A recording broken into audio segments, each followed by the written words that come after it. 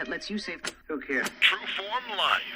If you're outside working out, if you're outside enjoying the weather, whatever that looks like, running, boating, gardening, consider what's happening long term, because we all have to deal with that, hopefully, as we get older.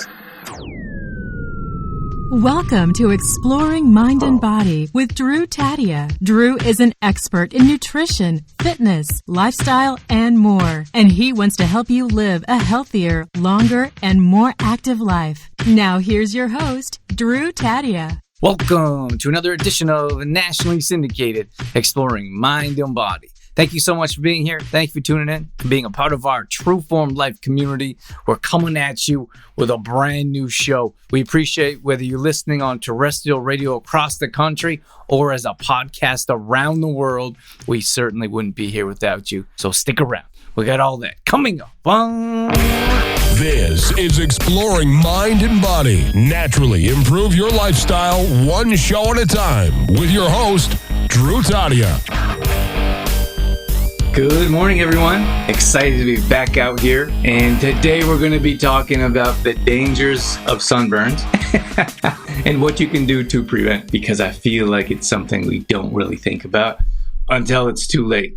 So that's what we have going on today. When it comes to our health, there's four main pillars of our health that everyone's going to deal with at some point in their lives. And I should know them precisely, but I don't.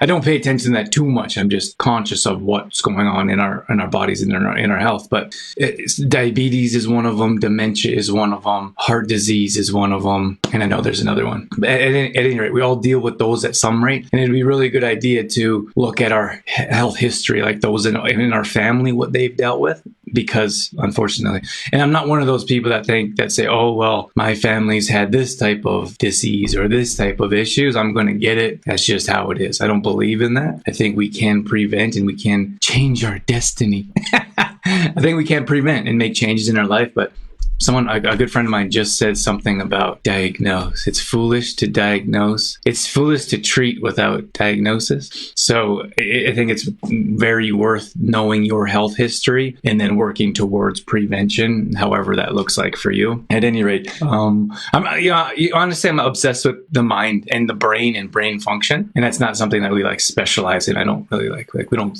teach that or sell those types of products right now. But I think the brain is so important, like the mind. I'm obsessed about how the mind works. I've always been. When I was in college, one of my first courses I picked was criminal justice, but it was the psychological end of it. So I actually took psychology and criminal justice. That's what I majored in. And it was so interesting to me how the criminal mind works. Like the frontal, you'll have to excuse my memory, but I believe it was the frontal lobe. And maybe that's the hippocampus. The hippocampus, I think, is actually something to do with exercise. But it was criminals actually have a bigger frontal lobe. And I'm not saying that that's an excuse for their actions, but that when they did studies on criminals' brains, especially those really bad types of criminals, not like someone who steals a candy bar, like people that mass murderers or psychopaths, they had a bigger frontal lobe, which I think is really interesting.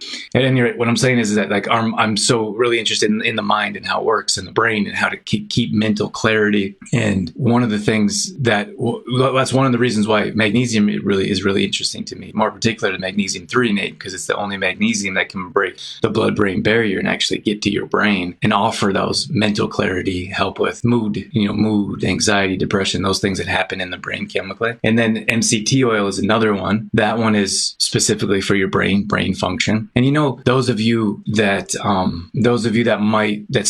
drink, might drink a couple extra glasses of wine. It's the summertime. Maybe we're drinking more alcoholic beverages, beers, whatever it is. The next morning we have brain fog, and the alcohol actually kills our brain cells, which is one of the reasons we kind of removed ourselves. And don't get me wrong, we still, every once in a while, we have a late night and have too many drinks like everyone else. It's very rare. But so mostly it's the odd beer or whatever, maybe once every couple weeks. I don't know. It's not very often, but one of the reasons was because I think we've all dealt with that brain fog, and I felt like that was really detrimental to our health. When you drink, you get brain fog and you kill brain cells, and that's very concerning to me.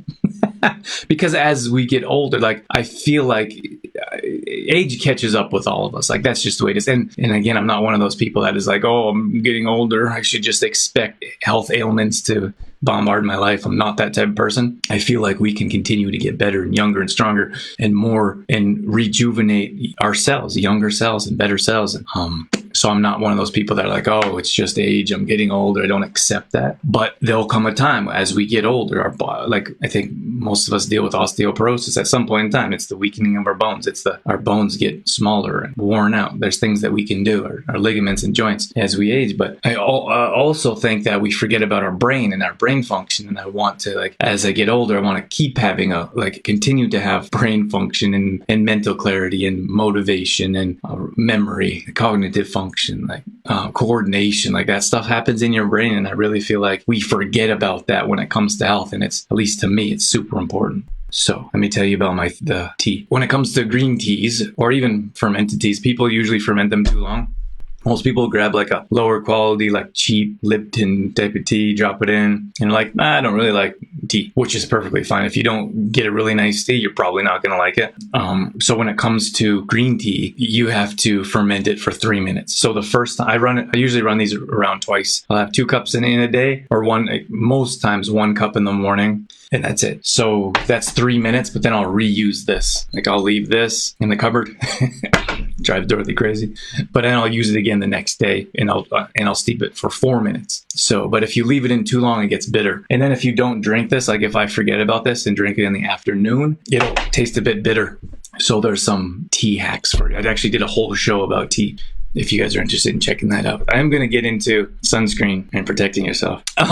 So when it comes to sunscreen, I think it's important to understand, like, there's different types and different qualities of sunscreen. So you know what's crazy to me is that I don't really understand the mindset behind when you get burnt. When we get a hot day in Alberta, in like everyone's newsfeed has people like pictures of them being burnt, which is fine. Of course, we can post whatever we want. I just don't understand. Like, I don't understand it. Like, I'm not sure what we're saying. I think people are like excited they got some sunshine, especially in Alberta. Like, we don't get too many hot days. So I think people are like, hey, I got outside, I got some sun. But I see all like these burnt shoulders and burnt legs. And I'm like, ouch, like that's not just short-term effects on your health, that's long-term. And I was reading this study and it said that the more, I mean, of course we know those people that have been in the sun their whole life and their skin looks leathery. Like, I don't think there's another way to put it. And I don't mean that to be, to put anyone down. I'm just saying, like, that's a fact. That's what it looks like. If you have a little bit too much sun most of your life, like your skin is like, it loses that collagen. It's loose, and it's not, I don't think it's super healthy. Like, of course we know vitamin D comes from the sun. You know where vitamin D3 comes from? It comes from, at least, from the research that it's hard to relay because it doesn't seem real. But when I was doing research around vitamin D, there's D2, and D2 is plant-based, and D3 is animal-based, and it comes from the wool of sheep. Is that interesting? So they have to process it, and they have to add to it, and I don't know exactly the chemical reaction of how to get D3, but it's interesting. It's almost a bit troubling, like, because I always want to know what the source is, because we know that from the sun you get vitamin D. Do we get enough? Depends how much sun exposure you get, but I just thought that was interesting. And then, of course, it's a bit controversial because we're getting into more vitamins and supplements, and vitamin D is obviously one of them that we're looking into. There's vitamin D2, and it's plant-based, and it's a newer type of thing. Most people know D3, and most people don't know either, or to be honest with you, they just say, like, when you ask people what supplements they take, they just list the generic ones because they don't know that there's different qualities. There's a reason that they're different prices, because they cost more to make the better quality ones. The source always interests me, like, where is it coming from? So we know that going outside and getting sun exposure, you get more vitamin D that way. I don't know specifically if you can get enough vitamin D from just sun exposure alone. I would venture to say you could, depending on where you live. Even in Canada, like, we know that certain places have more sunshine. I think Alberta has the most sunshine in Canada. I'm pretty sure I read that somewhere. So even if it's cold out, you can still get vitamin D. It's just that when it's cold out, we spend less time inside. This conversation isn't really about vitamin D. It's about the sunshine. But what I'm saying is that if you have too much sun exposure, like, you can tell when people have too much sun exposure over their lifetime, their elasticity and their collagen is basically warped and worn out. So there's not much there. So I'm paying attention to. But same thing with like if you're smoking, like if you're a smoker, that's the same thing that happens. If you're a heavy drinker, same thing. It's not much different. I'm just talking about the dangers of too much sun, like actually sunburn. Like the more you burn your skin, the more susceptible you are to skin cancer. That's it. Like that's all there is to it. And I feel like in most cases, we don't consider the dangers in the future. You know what's funny is like pharmaceuticals, they kind of scare me, to be honest with you. They don't scare me, but they concern me. And when we're overprescribed pharmaceuticals, there's going to be negative effects without question. And like we know that. Like we know research shows that if you're taking pharmaceuticals, there's going to be. So in most cases, and there's some kind of staggering, like 80% of the population is on pharmaceuticals. And then more than that, if you're on one pharmaceutical, the percentage goes up that you're on two. So most of the population is on two, three, four pharmaceuticals. And in most cases, you're taking the third or fourth one for the side effects of the first and second one. And it's so concerning to me to know that. And it may sound funny, but even I don't really like to take Tylenol or Advil because I feel like anytime you have instant results, so we all like have a headache. Like I pop those pills once in a while too. I really prefer not to, but we know what it's like to have like a mind-numbing headache that ruins your day. So I'll take some of the pills and I'm like, my gosh. Excuse me. So I think to myself, what is this doing to me long term? Like, and the stronger the pharmaceutical is, the stronger the pharmaceutical is, the more side effects that we can expect. I just think it's so scary right now with so many people being medicated in different ways and not considering long term. That's one of the reasons I really like our activated charcoal. Honestly, I take it every day. And I take it, and then they take it, if I were to take, and I'm not a doctor, so don't go and do this and say, Drew told me to do this. You should check with your doctor. But if I was on a pharmaceutical, or if I ever take an Advil, I take a charcoal with it because the charcoal absorbs the toxins. And there are toxins in pharmaceuticals. There's no ifs, ands, or buts about it. There are chemicals that make the pharmaceuticals that we don't, like our body shouldn't necessarily have, but they need to add that. They need to add all of them together. That's just my perspective. And I know like it's a whole huge controversial subject, but I just think it's very concerning to know how much pharmaceutical is going on around, especially right now, the side effects that are coming from so I remember I had a toothache not too long ago and they gave me some kind of pharmaceutical that was like, I had to go get a prescription for it. And they're like, you probably shouldn't take this during the day because it might make your mind a little off. And then they're like, and what did they say? They said it might make you sleepy or drowsy. And then what else did they say? It was like a Tylenol 3, but there's a different name brand for it. So anyways, I didn't take it. Like I was like, I'm not, and I know everyone's at different pain levels. And if like sometimes you're in so much pain, people are like, I'll take anything, which is fine. I'm not judging. I'm just saying like you have like a super strong pharmaceutical and there's side effects to it. So I went and looked it up and most of that is digestive issues. So a lot of people that are on pharmaceuticals deal with digestion issues, but that if you look clearly, like I would research every single ingredient in a pharmaceutical that was given to me. And in most cases that they would say digestive issues. So that's why a large part of our population deals with digestive issues because many are on pharmaceuticals. But for me, I was like, I don't want to put something in my body that's going to make me sleepy. It's going to make me drowsy. I just talked about how important brain health was to me. So I was like, you know what? I took Advil instead. And I was like, because it's not so strong and because it's more mainstream, it's not so like, could you get addicted to it? Could it cause, like, it's not going to make me drowsy or cause other side effects? But that's just my opinion. That's just what I'm saying there. It's just concerning to me. That's all. I think it's worth bringing up because I feel like a lot of people just take what their doctor says. Like, okay, like you want me to take that? I'll take that. Like no questions asked. I would ask, what are the side effects? What are our alternatives? What are alternatives / what are the other things I could take? What happens if I don't take it? What happens if you don't finish your prescription? Like so many questions you could ask, but I feel like in most cases we just show up and we're like, awesome, whatever you got, I'll take. Give it to me. And that's one of the things I don't really like about the natural supplement industry. Like you could look at turmeric. We just posted a video on Instagram, I think, or TikTok on turmeric. And it was like, if you look up the benefits of turmeric, it's like 400 different things. And you're like, come on. Like, I'm a natural guy myself. And it's like, you're probably not going to see 25 different benefits from from something. And the same thing with tea. Like there's probably some, like I really believe that there's strong properties that are beneficial to tea, for example, or of course to natural supplements, because we're in the natural supplement industry. We've seen the results ourselves, but they list so many different, it's like, I don't know, they should probably specialize in 3 or 4 to make it a bit more realistic, especially for the non-believers, especially for those that don't believe that the tea that they've been using for thousands of years to heal people and cure people aren't going to do anything, right? So I would focus on, there really is tons and tons of benefits of tea. I think that, I don't know, I was studying tea quite, I had like a really strong focus on tea for quite a while, but I can't remember oolong tea. There's another one too. There's tons of different teas out there though. Like I'm really interested. Like there's tons of benefits to the I mentioned the reishi mushroom, chaga mushroom. Tons of health benefits to the mushroom teas, to the fungus.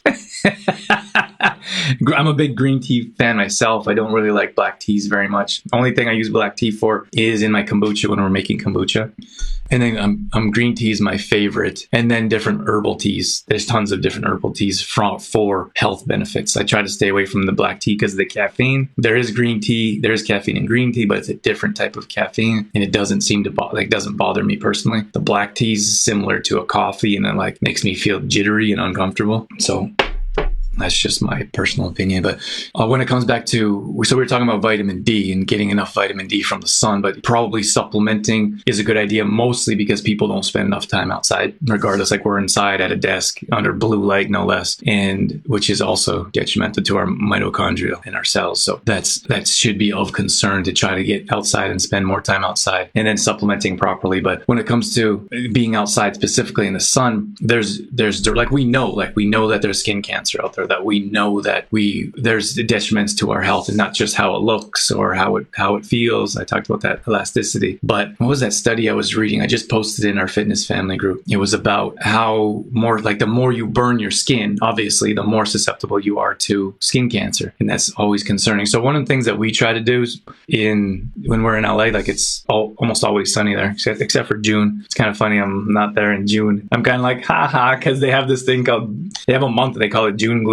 And it's a bit gloomy. Like it's hard to compare it to other places, but most of the time in LA, like there's a lot of sunshine, there's a lot of blue skies. But June, for whatever reason, at least by the beach, maybe Dave, you could back me up here, or I don't know if it's like that inland, but by the beach, it's gloomy. And I remember one of the first summers we were there in June, and we were there for one of the first times we stayed for a long stretch. We were there for a month. So 2 weeks into June and then 2 weeks into July. And the 2 weeks into June was like, Dorothy was all upset. She's like, where's the sun? After like a week of cloudiness, she's like, where's the sunshine? I came to the beach for sun.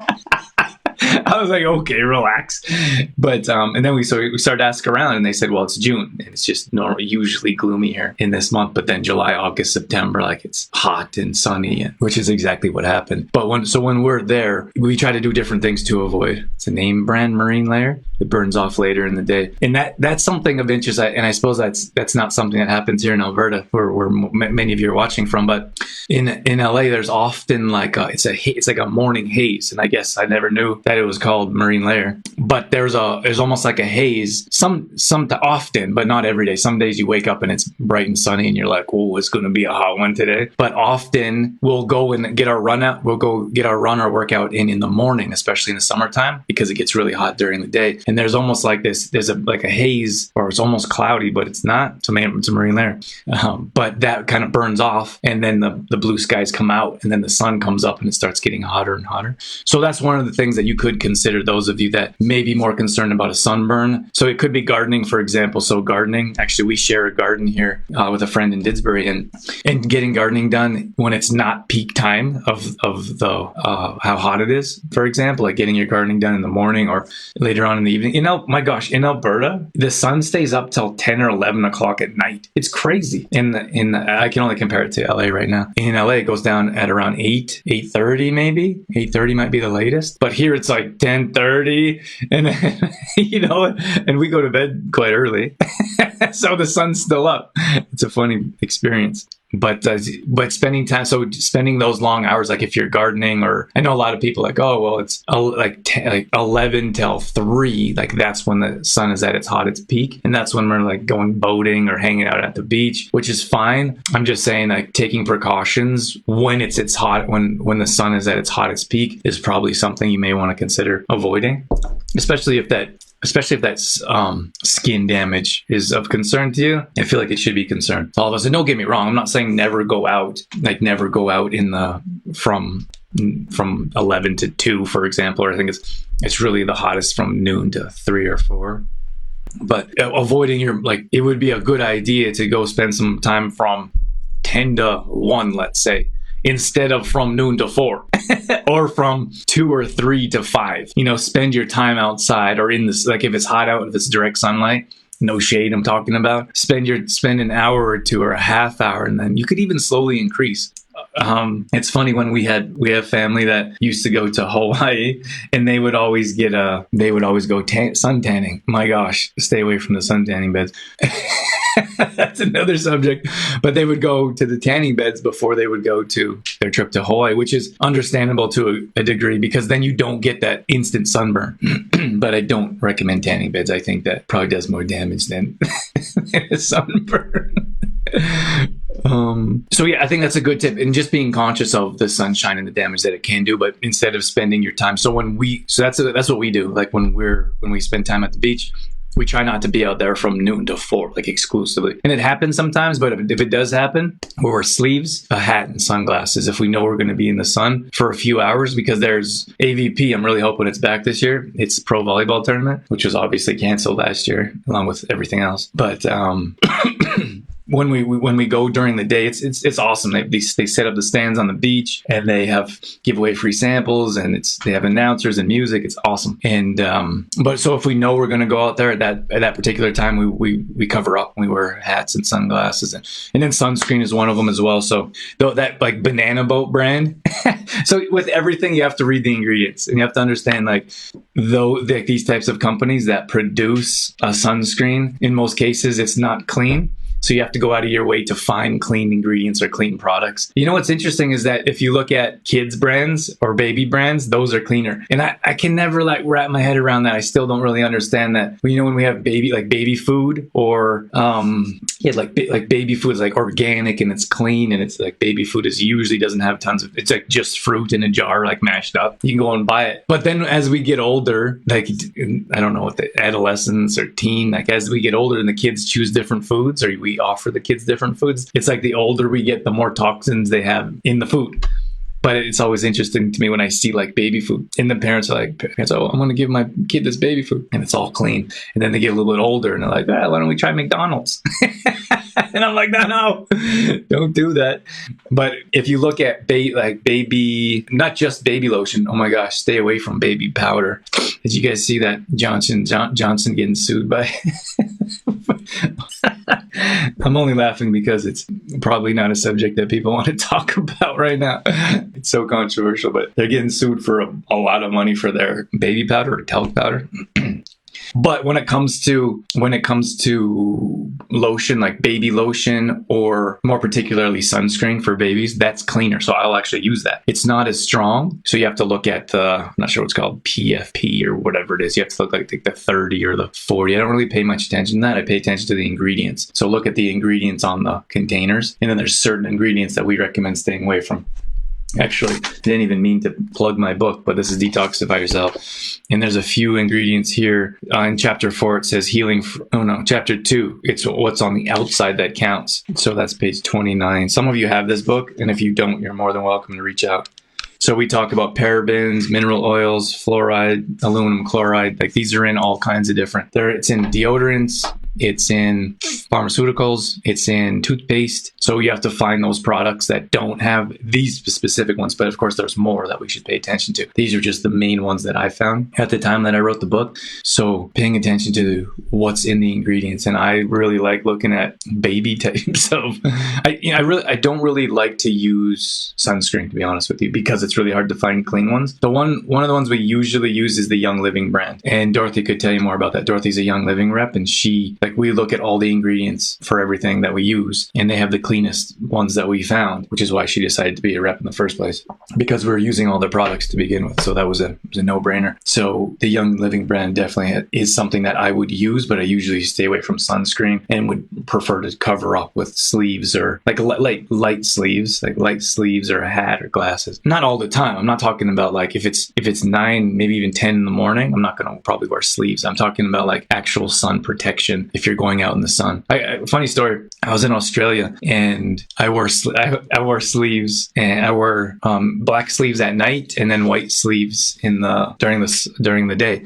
And one of the guys came over and he's like, "Why are you wearing sleeves? Aren't you hot?" And I was like, "No, I'm not." He just thought it was because not too many people wore sleeves. It seemed like it would be hotter, but it was actually cooler because it kept the sun from directly penetrating my skin. So, and then of course all that skin damage. There's this one time I was in LA. I don't know if you remember this, Dave, but I used to get these like little bubbles. They're almost like blisters. I don't know what they were called. I don't know what the actual medical name for them was, but it was obviously too much sun exposure. And maybe that's when I started wearing sleeves. Because we played for hours. Like in a baseball game, you'd stand up there for 2.5 hours. And sometimes we would play 3 or 4 games on a weekend. So you're basically standing out there all day. So you have to have some type of protection. But I'm not talking about like early in the morning till 10. I'm not wearing sleeves all the time. I'm not always in a sweater if it's hot out, or if it's nice out, I like to be in shorts and a t-shirt, or if it's after 4, usually after 4 p.m. I'm not saying all the time. I'm just saying like it's a good idea. Like sometimes we jump in the ocean at 2 p.m., but just pay attention to that sun and how hot it's going to be. Or if you're camping,